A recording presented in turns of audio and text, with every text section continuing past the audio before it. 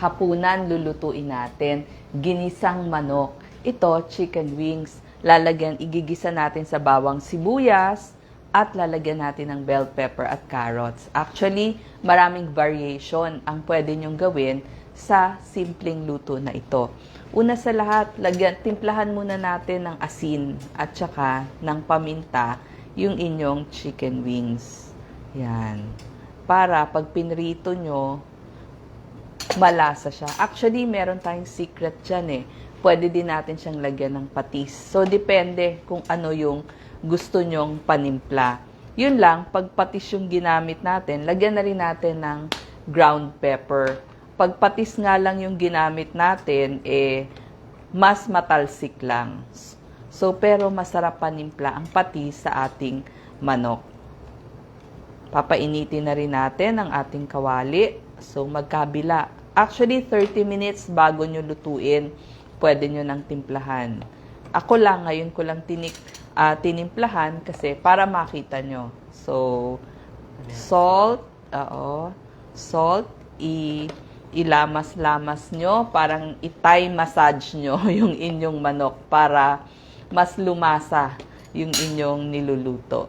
Imamasahin nyo, ika nga, parang Thai massage ang gagawin nyo.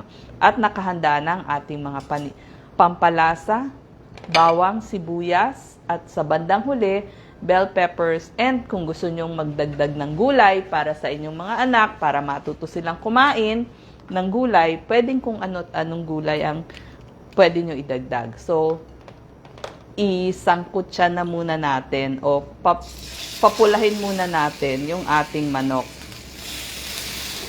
So, sample lang ito. Mabilis namang maluto ang manok, lalo na pag nilagyan nyo na ng hiwa. So, ako ginagawa ko para sure luto, lalagyan ko na ng hiwa yung ating manok. Yan. May konting mantika. Yan. Papulahin lamang yung ating chicken wings.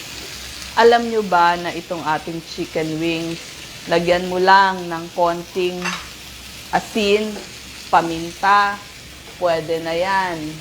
Fried chicken na. Basta palutungin nyo lang. Pero dahil gusto natin, wag masyadong maraming mantika ang ating ilalagay, kaya gagawin natin, ginisa na lang. Pwede po itong may konting sauce mamaya, pwede rin yon.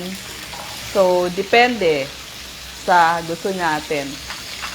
Tuturuan ko kayo ng iba't ibang variation. So, isang variation, lagyan lamang ng asin at paminta ang inyong chicken wings.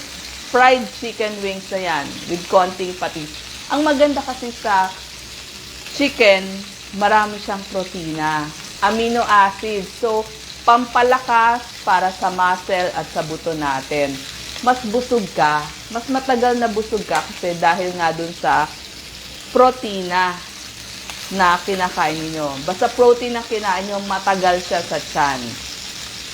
Sa mga gustong sumaya, ang kainin natin, manok. Kasi ang manok may amino acid na tryptophan. Yung tryptophan nagiging serotonin. Ang ibig nga sabihin nito, feel-good hormone or happy hormone siya. Bukod pa dun sa mga vitamin B ng ating manok. At meron siyang choline, zinc, copper, iron.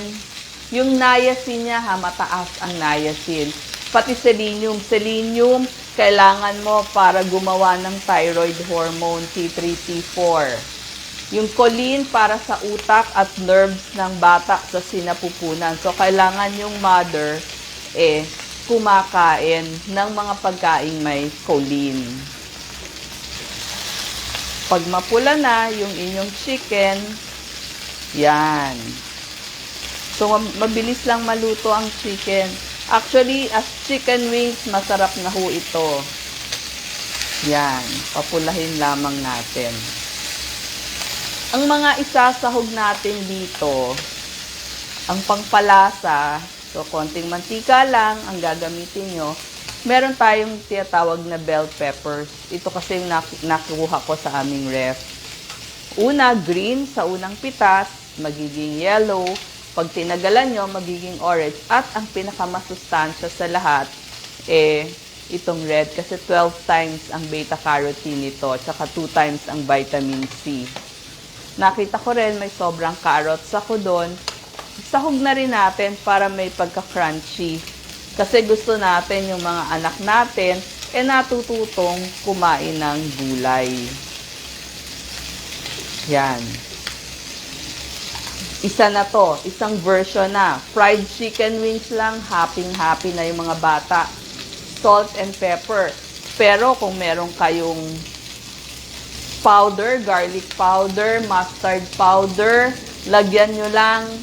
Meron na kayong parang biniling chicken wings dyan sa mga restaurant.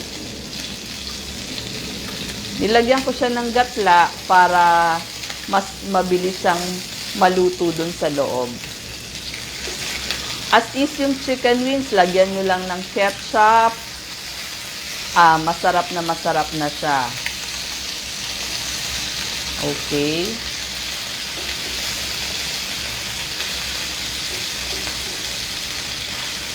Yan. So, napakadaling lutuin ng chicken wings. That's one version. Itong next version na ituturo ko sa inyo, gigisahan natin siya ng bawang at sibuyas. Tapos, lalagyan natin ng gulay. So, hanggang 3 versions ang ituturo ko sa inyo. Kasi minsan, sawa na sa simpleng fried chicken yung inyong mga anak. Pero actually, ang bata hindi nagsasawa sa fried chicken. Pag sinabi mong fried chicken, paulit-ulit pwede. Hindi ko na siya nilalagyan ng breading kasi pag nilagyan niyo ng breading, mas matakaw siya sa mantika. So, kung merong mga adults dun sa ating bahay, syempre ayaw naman natin na dadami yung cholesterol o yung oil na makakain nila. So, ang ginawa natin, less na yung breading para hindi mag-a-absorb ng mantika. So, all sides pwede nyong papulahin. Pwede nyong itagilid para mas luto yung inyong chicken. Yung mga ibang sides, ayan, no, pwede nyong And, pwede nyong itabi muna yung inyong chicken, gaya nitong ginagawa natin, para sisimulan na nating igisa yung ating mga aromatics. So, ilagay na po natin ang ating sibuyas, ang ating bawang. So, ganun lang. So, pupunta na tayo sa second version. So, first version, fried chicken wings. Second version, ginisa. Initin lang yung ating pagkaprito. Pwede nyo nang igisa, lagyan ng bawang sibuyas. Itong ating second version. Kung gusto nyong maiba, yan.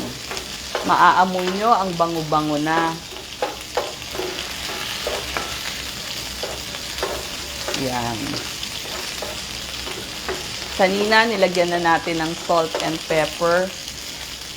Pag mapula na yung inyong chicken, ihalo lang. Ganyan. So, ito na yung second version natin.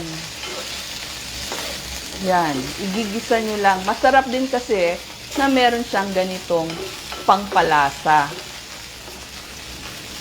Yan. At pag maluluto na, pag pumula-pula na siya, pwede nyo nang ihalo yung inyong mga, second version pa din to. Ihalo yung bell pepper and yung carrots. Para yung mga anak ninyo, mas nakakakain ng gulay. Kasi minsan, mahirap silang pakainin ng gulay, di ba? Yan. Di ba, ang ganda tignan, ang colorful. So, at the same time, nakakain sila ng gulay. Kasi maraming vitamin A at C ang ating bell pepper. Tapos, yung carrots, talagang siksik yan sa vitamin A and C din. So, mas nagiging malasa itong ating fried chicken. So, ito po yung second version. Ngayon, so ito, pag pumula na, off nyo na, maganda na siya, as is na, 2 versions na. Ang third version, pwede kayong magdagdag ng kamatis. Eto, hindi ko na lang hiniwa kasi hindi ko lalagyan ngayon.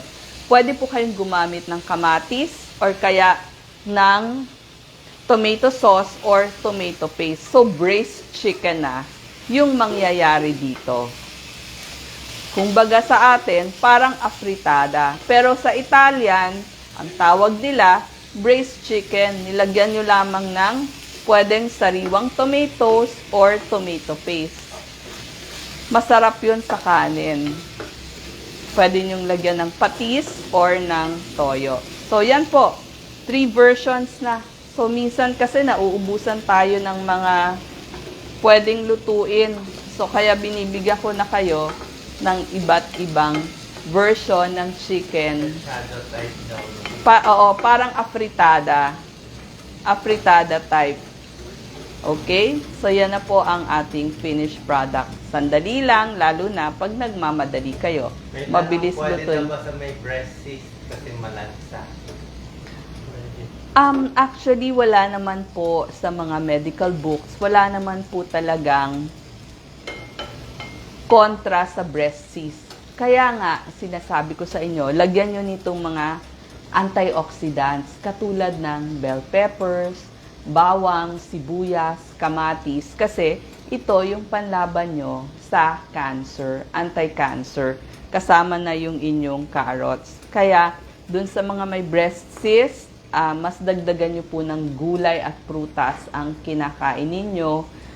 Yung ating mga adults para hindi magka-cancer at yung mga bata pa sila, maturuan na sila ng healthy eating. Okay. Ang ginamit ko po mga fresh tomatoes. Final word.